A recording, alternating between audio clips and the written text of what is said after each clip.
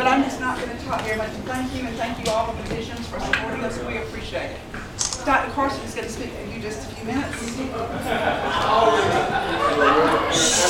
delighted to be back in Eufaula.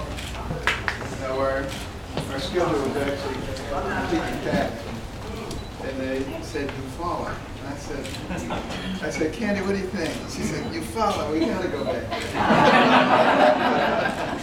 we remember a lot of things about it, but the people were so wonderful. You know, we went by the bauxite plant and saw the liquid bauxite. And it was actually a lot of fun to hear out there. But we covered a lot of miles since the last time I was here.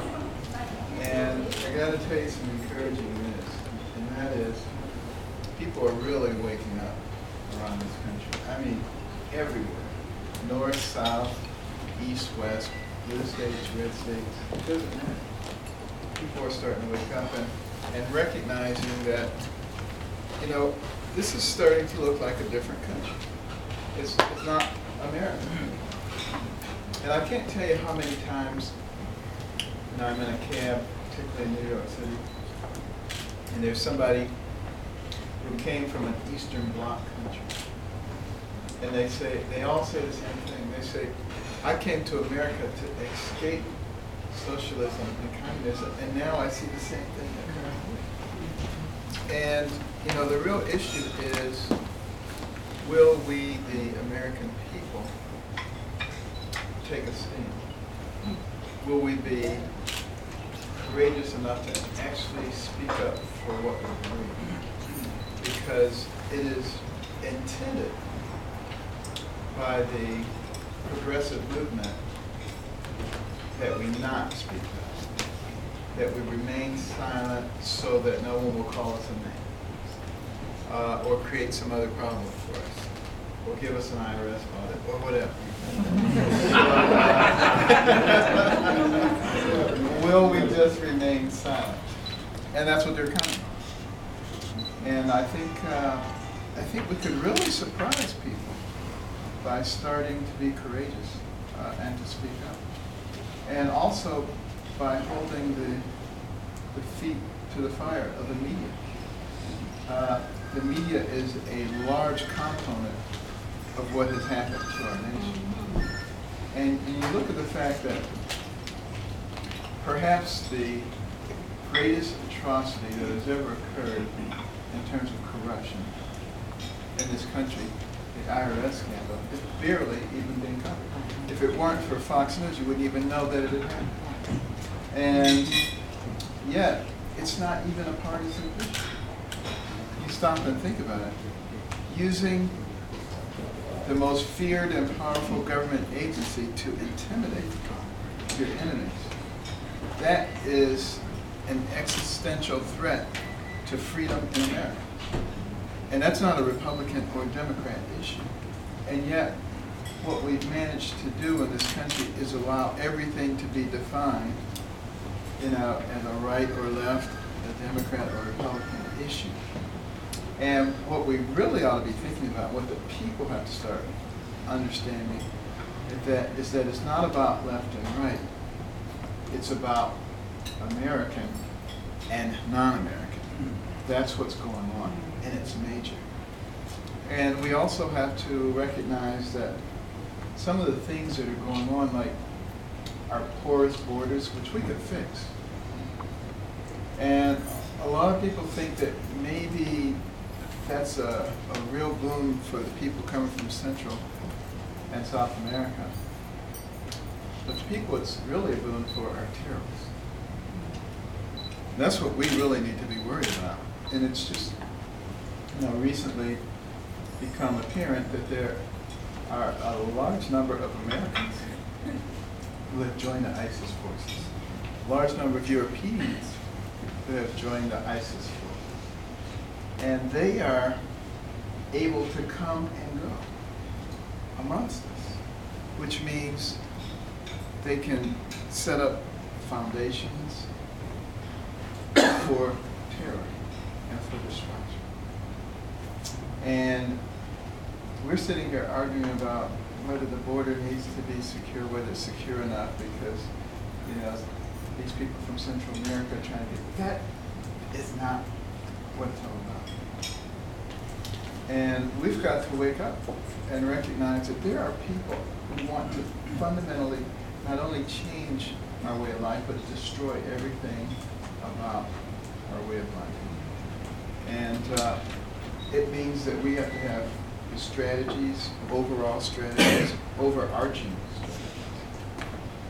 Militarily, we have to develop our capabilities both in terms of offensive and defensive weaponry. We have to develop our covert agencies in a very significant way.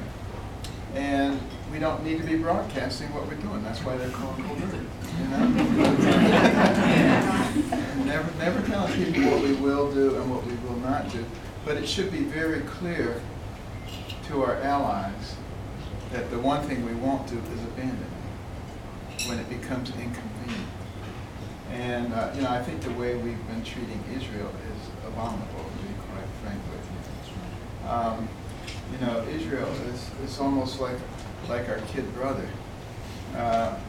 who we walk to school through a dangerous neighborhood because we know he's going to get picked on. And then if we say, well, why don't you just go to school by yourself? And if you have a problem, let me know. That doesn't work. And obviously, it's not working. But Israel wouldn't be attacked nearly as much as they are, if those people thought that we were solidly behind them.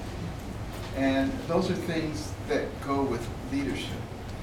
And actually, when you put up a strong front, and this was something that Ronald Reagan understood, that is really the best defense, without even firing a shot, because we had such a strong force. And the Russians couldn't keep up with that kind of development, and they kind of went flat. Well, even right now, the Russian economy is about $1 trillion economy a year. Ours is about a $17 trillion economy a year. It would be fairly easy for us to drive Putin back into his box by using economics once again. He derives a significant portion of his income from Europe because they supply the natural gas in Europe. But now that we have the capacity to liquefy natural gas and export it, it would be relatively easy for us to make Europe dependent on us for natural gas, which would drive Putin back into his little box. We have to begin to think like that strategically. We have to begin to make alliances with all the former components of the Soviet Union, because his plan is just to pick them off one by one and reconstitute the Soviet Union. These are not complex things to understand, but you have to be proactive. You can't just sit around and wait until something happens and then react, because then it's too late. And that's particularly the case with all the potential terroristic activities that are going to be coming to a theater near you soon. Because it doesn't look like we're going to do anything about it until that happens. And we have to hope and pray that we can weather the storm that's going to ensue until we can get people in office who actually understand and love this country and can put into place the policies that need to be put into place, and who can also make sure that we in America understand something that is vitally important, and that is that we are a Judeo-Christian nation, and we do have Judeo-Christian values. And the First Amendment gives us freedom of religion. Not freedom from religion, but freedom of religion. And our founders wanted to make sure that we had the ability to live our lives according to our faith and not be persecuted for doing so. We have allowed a situation where that persecution is there, always ready to to force us, if we allow it, into their mode of thinking. And I remember some years ago, some lawyers came to Kenya and me and they said, you can't put your think big banners up in public school because each letter stands for something. T for talent, the H for honesty, the I for insight, the N for nice, the K for knowledge, the B for books, the I for in-depth learning, and the G for God. That was the problem. You can't put that up in a public school. First Amendment says there can be no government support of religious expression. Well, I reminded them that the First Amendment also says there can be no government suppression of religious expression. So we had a rather vigorous argument. And I suggested that we resolve it at the level of the Supreme Court, which seemed like a bold and reckless statement, but it really wasn't. Because I knew the very next week I was going to the Supreme Court to receive the Jefferson Award. I figured I would ask while I was there. And I did, and Justice Sandra O'Connor said they were all wet. And that, of course, that was no violation of the First Amendment. And of course, you could put that up in a public school. And see, the problem is we have a tendency to back down to it. Just because some lawyer comes up and says, you can't do that. You know, our response should be, and exactly why is that? And prove to me that I can't do it. And, you know, they don't like that, and we challenge them, but we have to challenge them.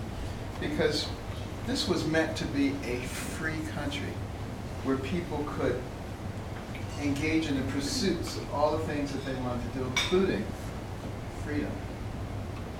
And living their lives the way they wanted to, as long as that did not infringe upon the rights of someone else.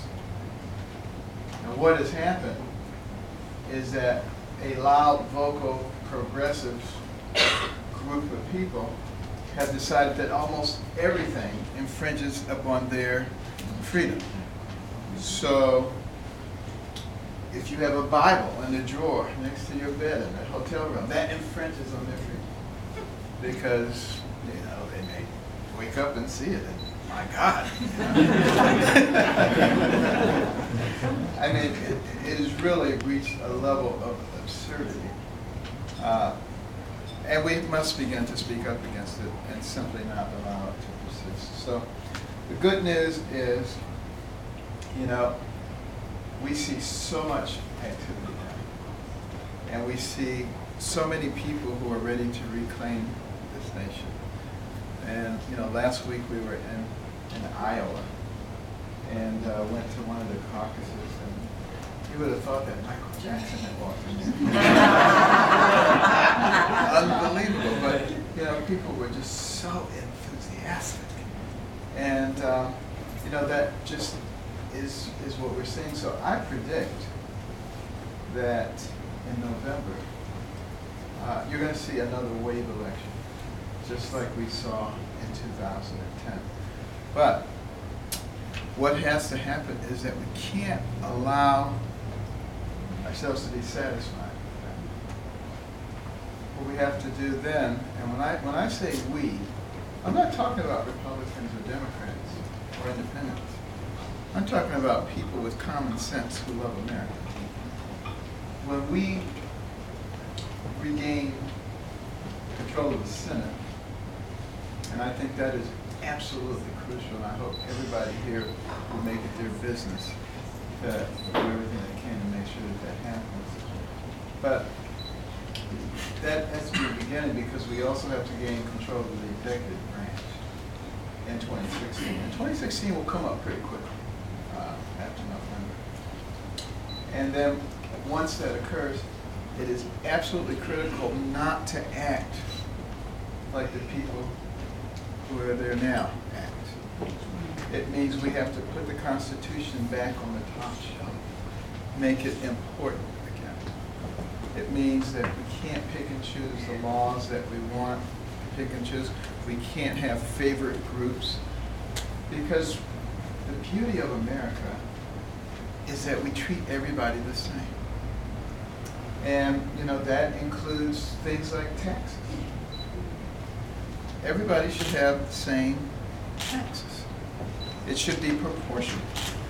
You make a lot, you pay a lot. You make a little, you pay a little. But it should be strictly proportional, because if God thought it was good enough, it certainly ought to be good enough for us. So you make $10 billion, you pay $1 billion. You make $10, you pay $1. Why is that complex? It only becomes complex when people begin to inject their own little prejudices into it. So that's what I'm talking about, creating a playing field that is completely uniform and fair. A taxation system that doesn't drive people overseas, which is what we're doing now, and integrity in government. We bring back integrity so that people actually trust the government. Wouldn't it be nice if somebody from the government came up to you and said, I'm from the government and I'm here to help you, and you actually believe it? Well, it is possible for that to occur. But the people that it all depends on are right here in this foyer. And people like you across America, and people like me, because we are the pinnacle of power. But we can only exercise that power if we are well informed and we are dedicated. So, onward and forward. Thank you.